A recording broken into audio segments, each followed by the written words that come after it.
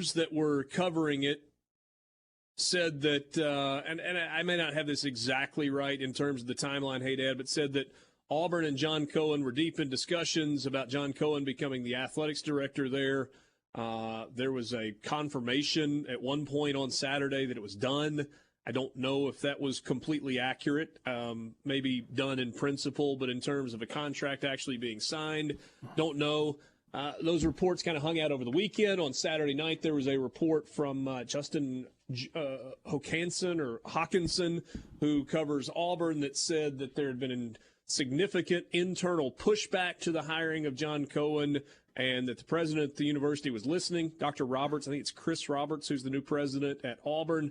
And then yesterday was pretty quiet on all fronts. And then today, you first, if I've got the timeline right, which was first? The announcement from Mississippi State that John Cohen was no longer the AD, or the announcement from Auburn that Brian Harsin had been fired? The State's announcement was first. Yeah. Dr. Keenum released a statement.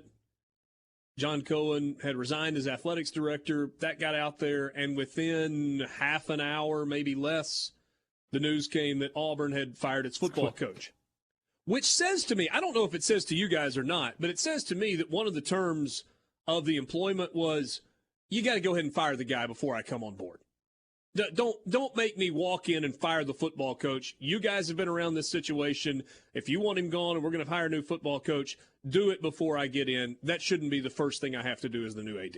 Sounds fair. Looking at it now, Ross Dellinger tweets at 10:53 that's the first one that I saw, that Cohen is out at Mississippi State. So that's at 10:53. The first tweet I saw about Harsin was from Brandon Marcello. That's at 11:53. 1 hour. Okay. So an hour in between. Yeah. So where do we start here? We've got to start with the Mississippi State piece of this, because the Bulldogs athletic program, Mississippi State's president, Dr. Mark Keenum, is now looking for a new athletics director. I mentioned at the top of the show, the emotions of this are all over the place. You have some that are angry. You have some that are indifferent. You have some that are excited that John Cohen is leaving, that we're not big fans of his. You have some that are incredibly disappointed. You have some that are screaming lack of integrity and treason from the rooftops. You have some that, it's just full-out pearl clutching over, I can't believe the timing of this. The reactions of this are all over the place. So, Brian Haydad, give me your reaction to this news. And I believe this. I know a lot of people are going to probably call me an apologist or whatever, but I think Mississippi State got better today. I think that Mississippi State is now in a position to go out and hire an athletic director that is better suited to the NIL transfer portal 2022 world than that had previously. I think they have a chance to go out and get a man or a woman who understands marketing and branding better than they had previously. So for me, when I look at this, and I respect John Cohen, always got along with him, never had a problem with him. But for me, I feel like Mississippi State has a huge opportunity here to inject some new blood into its university and move forward in a positive manner. You say a new AD. I feel like you hit on two different pretty important things there. The last two athletics directors, Greg Byrne and then Scott Strickland, come from a different place than John Cohen, obviously. John Cohen, his background was coaching as a player and as a coach. That's two guys that were career administrators. Greg Byrne, the son of an athletics director. Scott Strickland started working in the athletics department at Mississippi State as an undergrad. As an intern, he worked in other places. He worked under Mitch Barnhart at Kentucky. He worked at Baylor. Probably the most formative time of his life as an administrator leading up to the point that he was an AD at Mississippi State was when he was I think it was media relations director, but he was basically the crisis manager. If you go way back, not the Art Briles stuff, but like way back with the Dave Bliss stuff, when Baylor had this awful public relations nightmare they were dealing with, and he kind of managed that. I think that's where he was really shaped as an athletics administrator. Then he comes on, he works under Greg Byrne, but the focus, or a big part of the focus with both of those guys was on the marketing front. Mm-hmm. That was not that's not from where John Cohen came, but the other part of what you mentioned, and you can elaborate on that in a second if you want to, is you said somebody that understands and embraces the NIL world. Mm-hmm. Clearly, that is as important an issue as exists in college athletics today. But just having an AD that embraces it is not the same as having a war chest full of money to take advantage of it. No question about that. And I think State got off to a bad start in NIL, and that was when they tried to. You recall we had an interview with Lee Van Horn, who put out was sort of putting together State's first foray in NIL. Yeah. And if you recall, wanted to focus on baseball more than football, and that's a huge mistake. And Lee Van Horn, who used to work for John Cohen in the baseball department, I like Lee, again, another guy that I respect, but it just didn't work. And so I think State was kind of behind the eight ball. I think Charlie Winfield has done a fantastic job of getting State going in the right direction for NIL with the Bulldog Initiative. But, whenever we would have John Cohen on, or whenever I talked to him, he would always talk about things like it's not a sustainable model, or, he would talk about it in a fashion that he obviously didn't like it, much as Mike Leach doesn't either. And it always felt to me like instead of, you don't have to embrace it, but you do have to acknowledge it. You have to, this is where you are right now. And I never got that impression from John in my talking to him. I think you absolutely have to embrace it. Well, I mean, you have to publicly. You can be in your head. Oh, well. You can be in your head saying, this isn't right. But you have to come out and say, look, folks, this is what we need you to do. As much as you can. I know the NCAA and the state laws prohibit a lot of stuff, but you behind the scenes, you can make phone calls and talk to people. We know that's happening. It's hard for me to go completely on board with that because I can't imagine Auburn, who reportedly is ready to jump head first. They were slow on the uptake. When I was at Auburn for the spring game, I had some conversations with people, and they're like, Auburn can't compete in the NIL space. They seem to have kind of gotten their ducks in a row. It's hard for me to believe that they would hire an AD who, as you say, is kind of pushing back on that, though. Well, the thing I would tell you is that with Auburn, you probably don't need to push very much to get them in. They kind of know. They know they need to take what they have to take care of. They've been doing it for years under the table. Now they can just go ahead and do it. They may have started slow, but my feeling is they can catch up a lot quicker. I know there was a lot of talk. Ross Dellinger tweeted that NIL was a big reason that Cohen left. I feel like if some of states' NIL issues can be laid at Cohen's feet. So, and some of them can be laid at Mike Leach's feet. I agree. Not a coach who gets out publicly and sort of pushes, hey, I need y'all's help here. So we'll see. We'll see. But I think this is an exciting opportunity for Mississippi State to go out and get some new blood, new ideas into this university. You look at, Byrne was the first outsider for how many years? You had Templeton. Strickland is a lifelong MSU guy, and then Cohen's a lifelong MSU guy. You have a chance here, I think, to go outside of that, go outside the maroon and white bubble, and find some new ideas that I think this university out. Seems probably a little premature. The assumption is that Mark Keenum started thinking about / looking for this. I would not be willing to say at lunchtime today. What worst case scenario? What was over the weekend? But my guess is it was earlier than that. If you think John Cohen first talked to Auburn on Saturday when that report came out, you're crazy, right? This search has been going on for a while. You didn't see his name mainstream reported, but if you really were paying attention, there were a few places that had reported his name as somebody that Auburn either had talked to or was interested in. And so my guess is that Mark Keenum probably got wind of this a couple of weeks ago and has at least been thinking in the direction of what route he might go. Hey, Dad, have you talked to anyone or heard anything about how Mark Keenum feels about how all this is going down? Is there angst? Is it, well, congratulations, good luck to you?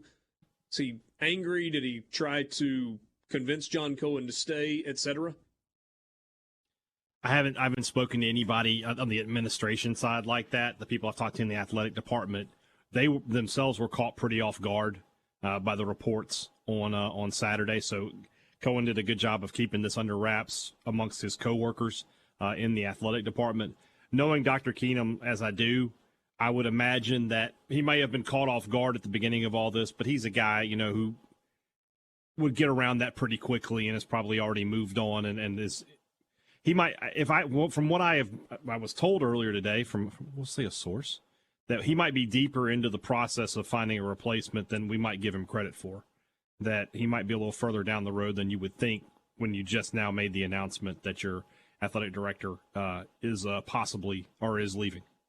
I think it's important, Borky, to remember that within the athletics world, Mark Keenum is probably as connected a university president as there is.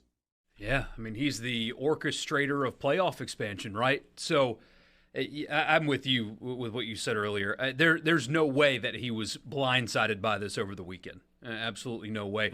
And I agree with you guys. I think that I would even go a step further in terms of where their mindset is. Somebody that has worked in athletics is obviously a plus, but I think that you have got to find somebody that will dive head first into the deepest of pools into NIL. They need to be somebody that will think about that every second of every day. How can we get creative? How can we raise more money? Because, look, facilities projects aren't competing anymore. They're not. How many people, not to make this about Ole Miss, how many times has Lane Kiffin said that? But it's not just him, it's everybody. Dive head first. If you want to compete in football, if you want to compete in basketball, which are the two sports that truly make money for your school, NIL is the only thing that matters. Getting the hump renovated is nice. You know what's nicer? $50,000 for a center. Those are the kind of things that has to happen, and it's got to be somebody that is able to change some mindsets a little bit as well. Get fans that are reluctant to get on board to donate to that side, because if there's reluctance, you're going to get left behind. That is priority 1, 2, 3, 4, and 5. If I am making this hire, what will you do about NIL? How will you fundraise? Will you be creative? Because in Mississippi, we don't have Texas A&M money, and we got to compete with Texas A&M for everything. So what are you going to do to help bridge that gap? Those are my first 5 questions in the interview. Real quick, Auburn has named their interim head coach Cadillac Williams. That's the one that made the most sense. There is no scenario where Cadillac Williams, regardless of outcome on the field over the final month of the regular season, is going to be named the head coach at Auburn. He is an Auburn guy that is beloved. He coaches the most talented position group on that roster. Coach Cadillac, get us through this next month. The freshman on that roster would have been just being born. He was still playing football at Auburn. That's how young he is. Yeah, but there's enough recognition of Cadillac Williams in and around that program that they know who he is. And they know what he did. Oh, for sure. Yeah. The next question, right, is why? That's the next question. Why does John Cohen leave Mississippi State for Auburn? Yep. I had a conversation with a friend. This is not anybody in the athletics world. On my way to the studio today, and he goes, "I'd argue that Mississippi State's a better job." And I said, "Well," he's like, "think about the difference in the level of pressure that exists as the athletics director at Mississippi State in comparison to the pressure at Auburn. It's that department is a graveyard for coaches and administrators."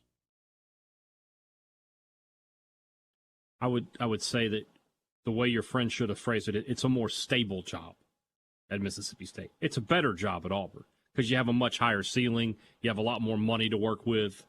You have a lot more tradition. You have all those things that you want. But you're right in that it's just, you're throwing people into the volcano every 3 years there at Auburn. There is no stability. Whereas at Mississippi State, if you can be a consistent winner, you can coach or administer here for as long as you choose to. That's how I would look at it. Auburn, it doesn't have the stability that Mississippi State does. You know what Auburn has that State doesn't have right now? A reset button. When I saw that news, the first thing I thought of is obviously, why? Why would he go? And I could be wrong. Maybe the extension he signed earlier this year is ironclad and he wasn't going anywhere. But looking at it from the perspective of the Mississippi State fans at large, let's pretend for a second that Mississippi State finishes 7-5 with another loss in the Egg Bowl. Let's pretend that happens. And then they have another season just like that. There will be pressure to terminate the head coach. And if I'm a State fan, that's not the person I want hiring a third football coach when the previous two don't work out. My thought was he's going to Auburn because he gets a 5-year deal that he's going to see through. He gets to hire a new football coach. There's no bad track record of hiring other coaches, not just football. He hasn't been the best hirer of coaches. Baseball. Now, he hired a coach that ended up working out, but still, there's a bad hire in baseball. There's a bad hire in women's basketball. There's a bad hire in football. And if my theory is right, he thinks there's another bad hire in football. So why not go to Auburn where you're established in baseball, you're established in basketball, and you get to restart your football coach hire? Because if Mike Leach doesn't work out, the average State fan should not want John Cohen making the next hire.